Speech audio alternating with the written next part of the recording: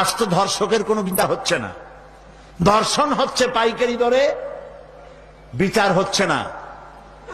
আইন এমন ভাবে ঘোরানো পেঁচানো, ধর্ষকগুলি খালাস পেয়ে যাচ্ছে। আবার নতুন কিছু ধর্ষক তৈরি হয়েছে, ধর্ষণ করে মেয়েটাকে হত্যা করে। আযানিয়াতু ওয়াজ্জানি ফাজলিদু কুল্লা ওয়াহিদিন মিনহুমা মিআতা জালদা। আল্লাহ তাআলা বলেছেন জিনাকারের শাস্তি হচ্ছে 100 দোররা মারা এবং প্রাণদণ্ড দেওয়া। জিনাকারের শাস্তি প্রাণদণ্ড দাও। জিনা করেছে প্রমাণিত হয়েছে, অবিবাহিতা যদি হয় দোররা মারো, আর যদি বিবাহিতা হয় পাথর মারিয়া উড়ায় দাও।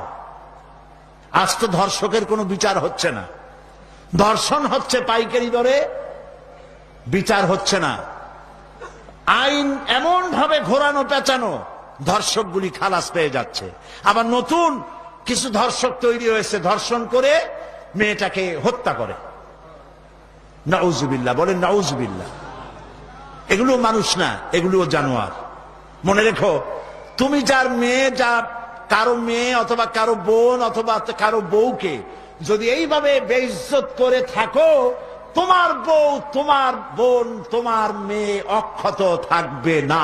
এই ধরনের তাদের উপরও ধর্ষণ হবে। বলেন নাউজুবিল্লাহ, বলেন নাউজুবিল্লাহ।